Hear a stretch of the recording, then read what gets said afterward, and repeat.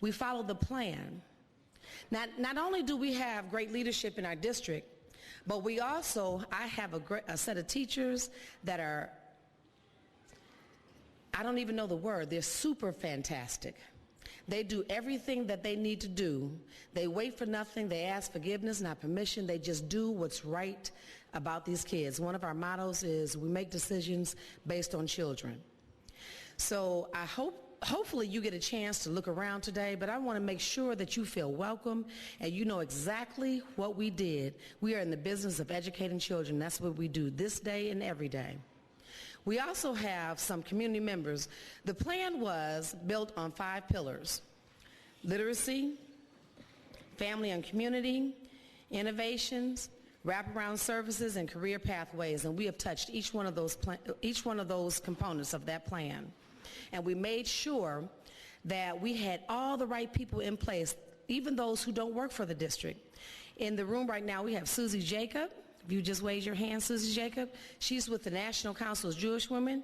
She helps us with family and community. She helps us with career pathways and literacy. They're a group of people that come in and have been coming in for over 8 years now, helping us increase the reading scores in our school. We also have 2 vendors, Tax Services, Melinda Mims is in the back, and DPR, Dave Leake. They have been a part of our school improvement team, looking at the data, finding out what we needed, and they have been there. They have helped us with our vision. They took their curriculum and our curriculum and they meshed them, and we met in the middle and we made it happen, because now we're off the list. So it's not just Ms. Scott, it's everybody in this building, it's our district leaders, it's our community partners, and it's our community, our family members that make it happen around here. So please feel free to walk around, take a look at what's going on at Coleman A. Young. I hope that we can mimic what we do all around the city in every school, not just DPSCD.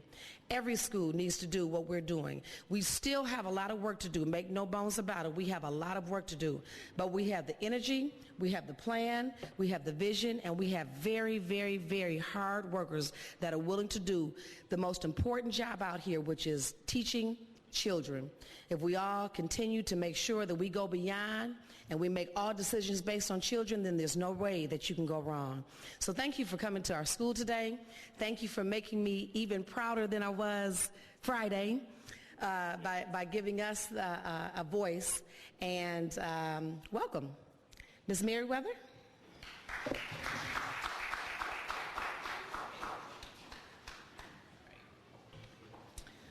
All right.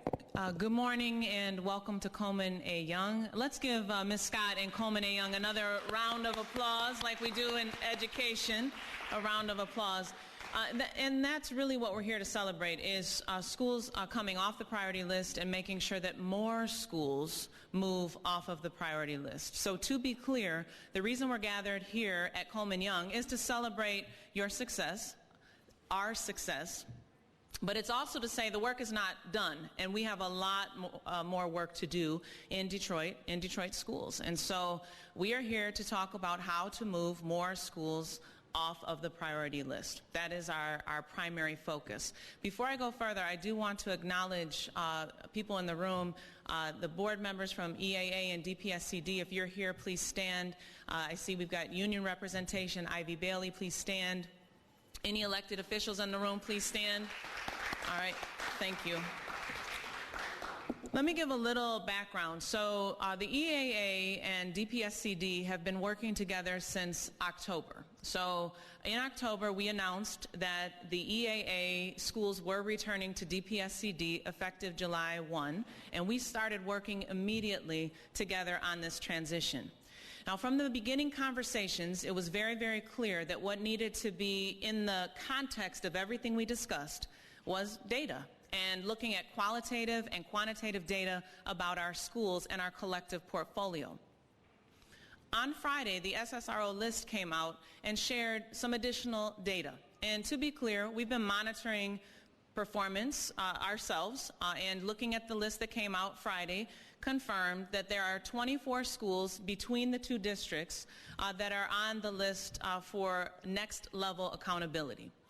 And So what we've decided to do, actually marking today as the day we announce it, is to call a learning summit to really attack this issue of underperforming, struggling schools in a totally different way. And so we're calling for a learning summit, which will be held on January 31st and February 1st. We're calling people from all across the nation, so people from Massachusetts, from Indiana, and from Tennessee, as well as looking at local models that have been effective, both in EAA and DPSCD. So it's a call to action, if you think about it this way, is we're not satisfied, and no one should be satisfied with schools that are underperforming. It's not okay. It's not okay for kids, and it's not okay for this community. And so we're standing here to say that we need to do something different. We acknowledge that, but what we're also saying is we've got some people who have been doing some good work and have been working very hard, and we need to be very careful about disrupting work that is already in progress. There's such a thing as disruptive innovation, which brings about better results, and there's such a thing as just disruption. And I want to err on the side of disruptive innovation and really drilling down in that pillar. Ms. Scott talked about, we have 5 pillars in our academic plan: literacy, innovation, career pathways, family and community, and wraparound services. Those are our 5 pillars that everything is built on. Innovation is the pillar we're focusing on in this process, because out of innovation comes new thinking, new ways of doing things, and results that we've never seen. And so I wanted to share briefly today about some things that have been happening in that innovation pillar already from DPSCD and from EAA, and then we're going to again reclaim and re-announce this summit that's happening next week around asking for ideas from across the nation and additional ideas from internal. We don't always have to go everywhere else to find things that are working, but we do need to look other places for things that we're not currently doing. So I wanted to ask Lynette Williams, who Ms. Scott acknowledged earlier. She is our network leader over the priority schools. So she's over Network 1, and she is going to share some information about what we've been doing in DPSCD around innovation. But before I call you up, I do want to acknowledge my partner here, Veronica Conforme, Chancellor of the EAA, and for her to share some things that the EAA has been doing and also to give opening comments. So please welcome Chancellor Conforme. Good morning. I would like to welcome everyone here with special recognition to the Vice Chair of the EAA Board, Shirley Stancato, who's here with us, our Chief Schools Officer, Jack Elsey, who has been leading our network of schools, the direct run schools, and Principal of Nolan Elementary, Ricky Fountain, who, under his leadership and a dedicated team, took the school from the 1st percentile to the 17th percentile, and was also removed from the priority school list. Can you stand up?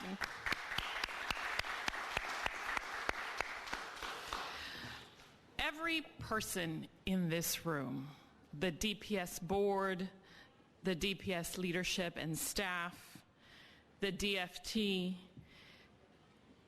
our folks and our team, are here for one reason, and that is to ensure that every student receives a great education in Detroit. We have a unique opportunity to do that now, to make this a reality, leveraging the fact that our districts are merging. It's a new day under a new leadership and under a new locally controlled board. It is precisely in this moment of transition that we must develop innovative practices and a comprehensive plan for moving the entire city's education forward. Under our purview, we will be educating combined 50,000 students, and we have to do what is right for every single one of them. It is time to plan for the future of Detroit schools, putting our students on an accelerated path towards success.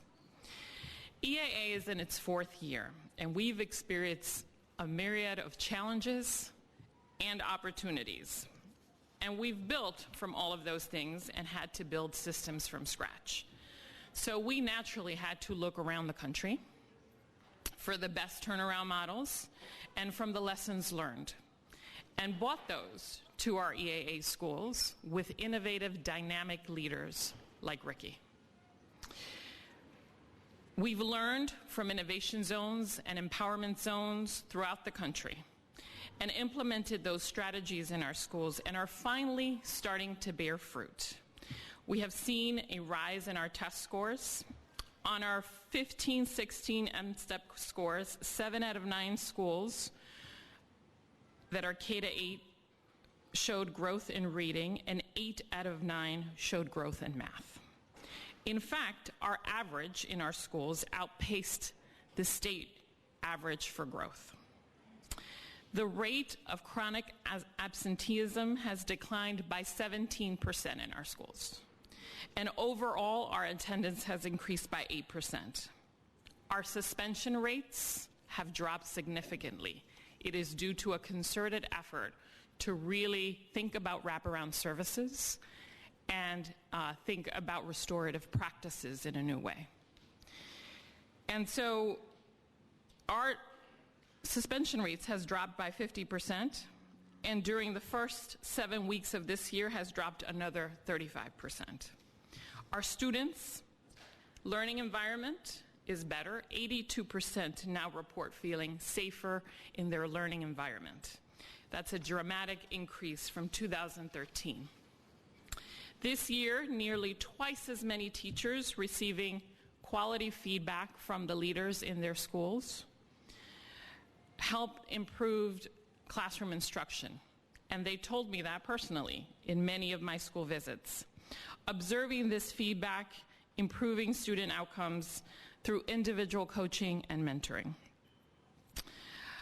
Implementing a long-term solution for our schools does not only mean better test scores. Sure, that's important, and we hold ourselves accountable for that. Long-term success is really about transforming lives, impacting our community, and ensuring that our students thrive in college and careers. The work of our schools is challenging, precisely because we need to prepare our children to confidently handle the challenges of this ever-changing world, and to be leaders in this world, because their leadership is needed today more than ever. That's our true mission, and I look forward to working collaboratively with the union and DPSCD on this mission.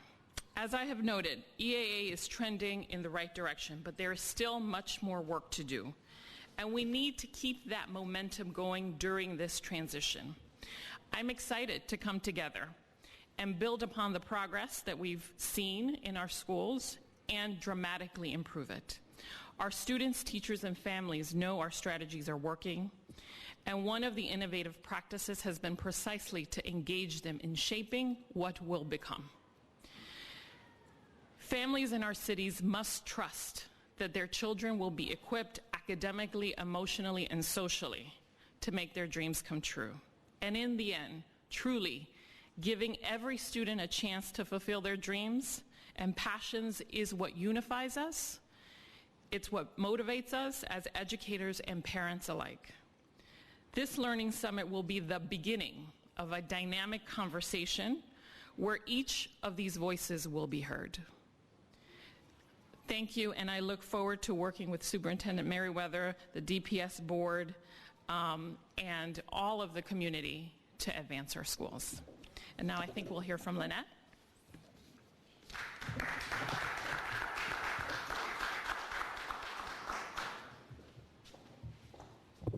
Good morning. My name is Lynette Williams, and I am the network leader serving priority schools. I know what it takes and how much work and effort it takes to remove a school from the priority school process. I was a school leader that moved a school off of the priority school list in 2014. I know the dedication it takes. I know the constant analyzing it takes of data, the teamwork efforts, so I am so proud of Coleman A. Young and all of the schools that have come off of the priority school list. We continue the work of improving instructional practices in priority schools. We're focused on content, what we teach and how we deliver it. We're focused on implementing instructional strategies. We began a process in priority schools to look at instruction across all of the schools, hundreds of classroom visits to see exactly what's happening and where do we need to focus our attentions on helping teachers develop so that they can lead students to success. In the priority schools, we implemented instructional learning cycles where teachers are able to access, teach, monitor, and adjust instruction to meet the needs of all students. We created collaborative learning environments. In all priority schools, we implemented professional learning communities where teachers can talk about teaching, and they can talk about their students' needs, and they can examine student work, and they can talk about the data. That is very important. We conduct instructional rounds. We at the network level, we come out, we walk with school leaders, their leadership teams, we go into classrooms, we discuss what's happening, we develop a plan, and we come back to monitor whether or not it's being implemented. And we monitor progress through formative assessment and benchmark assessment, letting us know where we need to target our interventions and where we need to improve. We focus on building teacher and leader capacity through professional development, but not just that, through observation and relevant feedback, which is a best practice in moving student achievement. And of course, we supported all priority schools in implementing their schools' reform and redesign plans. We understand that developing principals to be instructional leaders is a key component to successful schools. The process of building leader capacity happens through individual coaching and professional learning communities. So our leadership development has focused on 5 key areas. Data-driven focus on student achievement. It is a must. Continuous improvement of instruction, a guaranteed and viable curriculum, cooperation and collaboration, and school climate. We have a sense of predictive progress by focusing on these leading indicators. The extent to which schools have these systems in place and they're monitoring for fidelity and progress, we see improvement. We see data moving. In addition, we're seeing an increase of best teaching practices and learning practices in classrooms as evidenced by this graph, which basically shows that visit after visit after visit, we saw instructional practices improving in classrooms, which is a leading indicator to determine whether or not students will actually be successful. So we focused on the adult learning, which is also very significant in schools. So we're holding this press conference in a school released from priority status. This school focused on targeted interventions for intensive, strategic, and benchmark students. Coleman A. Young implemented a school-wide intervention model using small group instruction. All staff members, including support and administrative staff, taught small groups of students specific skills to close their learning gaps. Benchmark students, or those who are already on grade level, worked on increasing their reading skills and Lexile levels through the Accelerated Reader program. We know that while these practices take time to show up in summative assessment data, they work. We are also, as the EAA, they're doing this, we're reviewing other important leading indicators. We all know that attendance and behavior matters. So we are focused on chronic absenteeism as well, and suspension data, how our students are behaving in classrooms and in school. We're also focused on removing barriers that impede learning and access for students. So these strategies and research and best practices are rooted in the wraparound services pillar that you've heard today. So what about the results? Because really, we want our students to be successful. We've seen promising results. Even in the schools that have been identified for next level accountability, we are encouraged by this growth, but understand fully that proficiency is our ultimate goal. So 9 out of the 16 schools from the DPS-CD list have met their targets in ELA and math for all students on the M-STEP assessment. But we also look at math. It is an indicator of how our students are progressive. We know that if these students can be successful, at least meet the norm writ on the MAP assessment, then they have a chance at being successful in the M-STEP test. So this is just a sample of showing how we've been monitoring MAP growth over 3 years in our district. So it's a sample of a school that is showing growth. We see this in many of our schools, that upward trajectory. And then we see there are some schools that are not making progress. And that's why we're here. We want to learn. We want to understand the root causes but look for innovative solutions and partners to lead our learning and challenge our thinking in successful, rapid school turnaround. Thank you.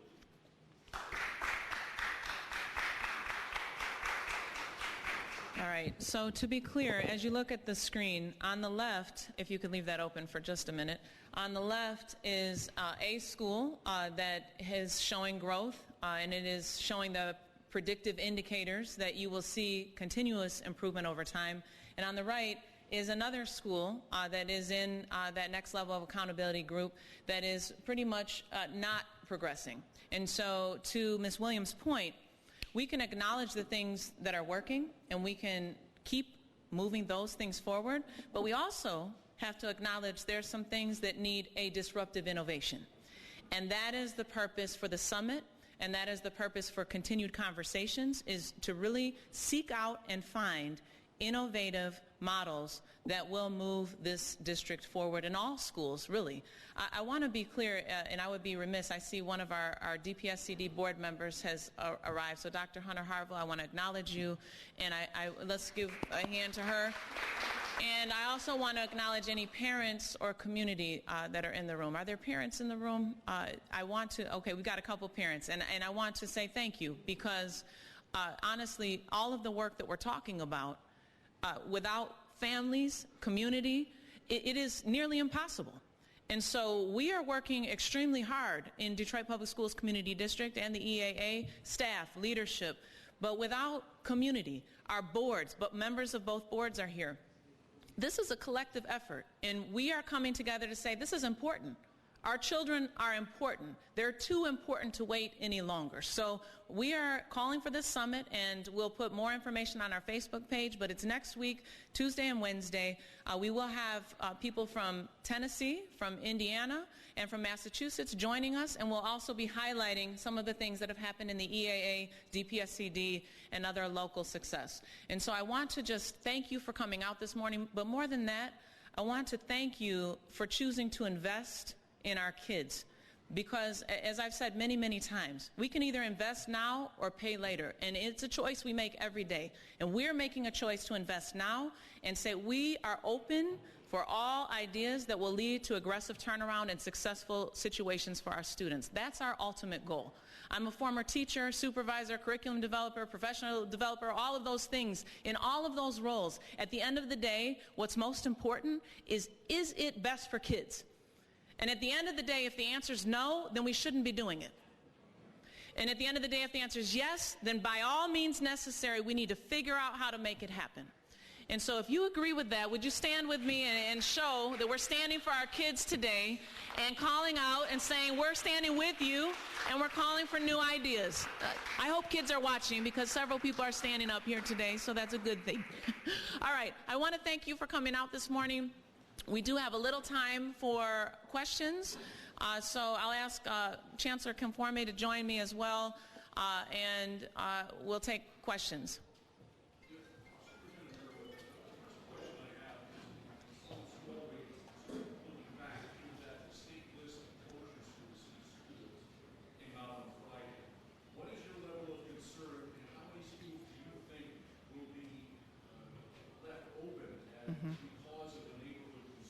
Okay, so let's first be clear that the list that came out on Friday, the next level of accountability list, is the list you're referring to. And according to the guidelines, we have time to produce evidence of hardship. And I can share with you that the EAA and DPSCD have been working on that work since October, because, as everyone in this room should know, this SSRO list was expected since September. It was announced that it would come out before December 31st, and then it was delayed until January. So we knew this was coming, and we've done quite a bit of work around the hardship cases. And so as part of the Learning Summit next week, we will be sharing those maps and that data at the summit. So there's quite a bit of work that's already been done that needs to be shared and considered. And until those conversations around hardship are completed, there's really not much else that should be said about that list. Well, as our own, take into consideration whatever information you present, because they do their own review of hardship, the way I understand My understanding is that we are able to present our data to them as well. So that's the operational assumption that we're moving forward on. You talked a bit about disruption versus disruptive innovation. Can you kind of clarify what that means a little bit more? I mean, what is disruption just bad? What is it not? Like, of course, To be honest, I could probably take this mic off of the stand and walk around the room and ask anyone in here to answer that question. Disruption is bad when it's bad for kids and families and a community. Disruption is negative when, in fact, we have momentum moving in schools and scientific principle, things moving in the direction, keep going in that direction unless they are hit with a force. And if that force takes us back, then that's a bad move for kids and families. What would you say about that? Yeah, I would add that the type of disruption that we don't want to see is when you have progress being made at a school, when you have a leadership team that's working and that is showing, and that you have evidence, and we talked about the indicators, moving in the right direction, that you now implement a new plan, because that's not going to help anyone.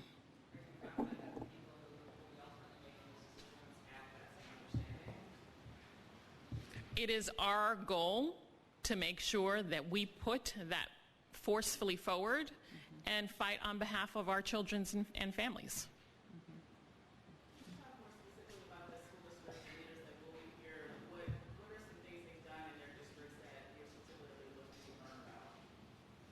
Sure. So I had the opportunity to visit Indianapolis back in the spring, March or April. And I visited with the superintendent there and with their innovation team. And some of the things that they've been able to do in Indianapolis include totally innovative models set within the public school system.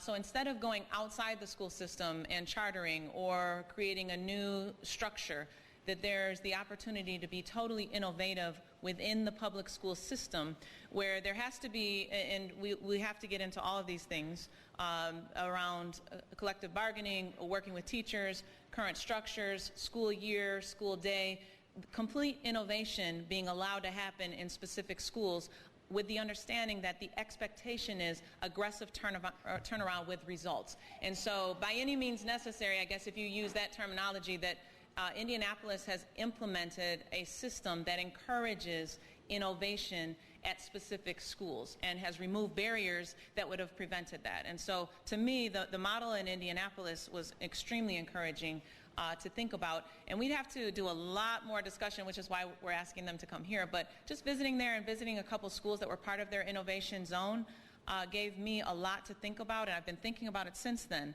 And then in October, when we started working together to think, okay, how could this look in Detroit is really the question. So that's one example, and you have experience. Yeah, I've visited Massachusetts and their empowerment zone structure. It has components of things that we are currently doing in our best practice schools, highly empowered and involved teachers, a talent pipeline that really looks at leadership development and coaching and supporting teachers. Many of the good practices that Lynette talked about and that we're seeing some promising results in our schools. So the question is, how do we double down on that, and how do we expand it into an entire system? Yes, sir. Good morning. I'd like to know more about the surveys and how we're keeping the baccalaureate rank program that brings these exchange students. We had one over here at March Lane. We got rid of the whole program and the teachers gone too. There was a program that was working. So I agree with you. Have a program in place and then mess it up and we have nothing back in place. Only school was another one. And special needs children is closed. This area is being closed out. Now, I want to know, what are the 38 schools? And did you do a survey to close them? And did you pay people Consistent. I see how it's done. You give people money, they send it back in, and they get the money. Okay, so let me clarify a couple things. So whatever list that you're looking at is actually not from us. We are here on behalf of Detroit Public Schools Community District and EAA talking about what we're going to do to move our schools forward. And the board, actually the Board of Education, and this is a very important point, this is the first time in 7 years that the elected, empowered board would actually have had the authority to make such critical decisions.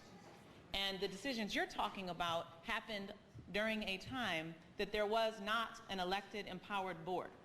I want to acknowledge that because this is the first time in 7 years that decisions about school closures should have rested with the elected school board. They took power January 1. 3 weeks later, we receive a list. That list that you have is not from the district. It's not from the district, neither district. It's from the State School Reform Office. So I want to be clear. I cannot answer questions on behalf of the SSRO. I can only answer questions on behalf of DPSCD. And Veronica is here on behalf of EAA. Board members are here. And I just want that on the record. So you bring up great points. And I know Dr. Hunter Harvey is listening, and I'm listening, and certainly would like to follow up with you later about the specific concerns that you mentioned about Mark Twain. Oakman is a different situation, but I appreciate it, and I've written this down. Right. Thank you. I appreciate it.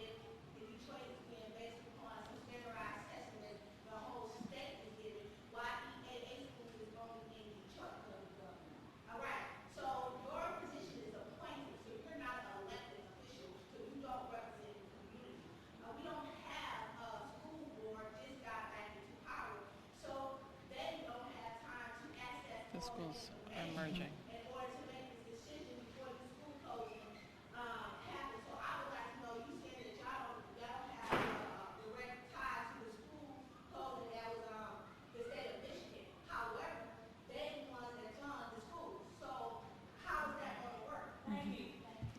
So great question, and I'm just going to reiterate that we are both here today fighting for our schools. So I want, maybe that wasn't clear. This is EAA schools are returning back to Detroit Public Schools Community District on July 1. So all of our schools that went to the EAA, they were separated. But we're coming back together.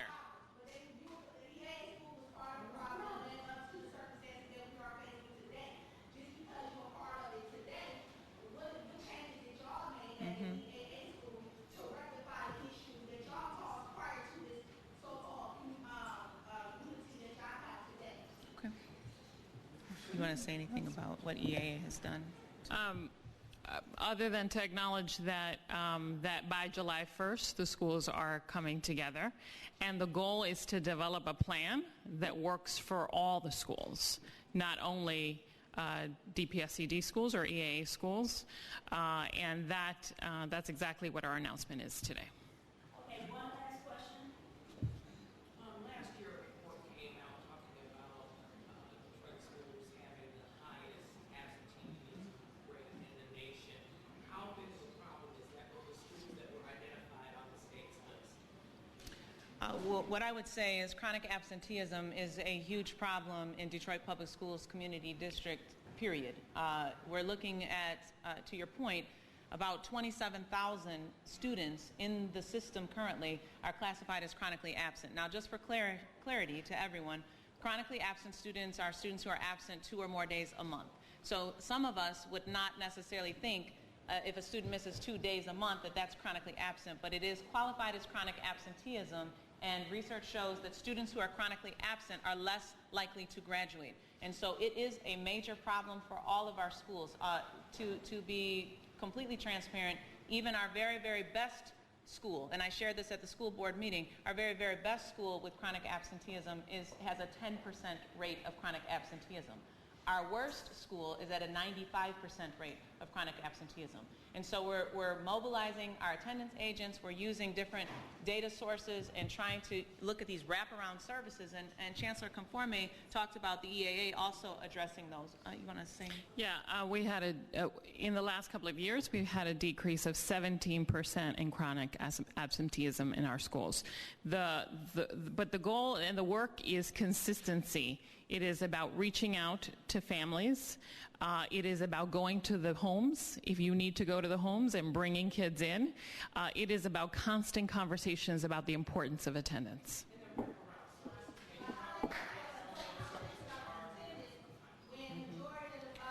Wraparound services. Okay, you want to address wraparound services? Okay, so for wraparound services, looking at all of those issues in terms of social support, glasses, health care, safe routes to school, all of those things have to be in place to support our schools. And then the other piece, and I will acknowledge what's been said from the back, although there wasn't a hand raised, I still want to acknowledge what you're saying. Part of wraparound services is also inside the school, making sure that the situation inside the school is conducive to learning as well, which includes staffing, it includes class size, it includes facilities, it includes all of those things that create the environment that's best for children. And so those are all things we're working on. We know that we have an issue with recruiting teachers. We're working towards aggressively trying to figure out compensation and other packages that will make teaching in Detroit appealing. I can tell you as a former teacher, those were the best. I mean, I wouldn't have changed anything. I taught middle school for 12 years. It was the best job I could have had because every day I made a difference. Every day I left feeling good about what I was doing. Was it easy? No. Is it worth it? Yes. And what we need to do is get the word out that teaching in Detroit is worth it. It's worth it on so many levels, and we need to make conditions better for teachers. We need to make conditions better for kids, and that's really what we're looking at. We are here standing together to say, preserve and promote public education in the city of Detroit, lift up the things that are working, and for things that are not working, we need to find better solutions. So the summit is next week, Tuesday and Wednesday at King High School. Additional information will be on our Facebook page. Thank you very much for coming. Thank you.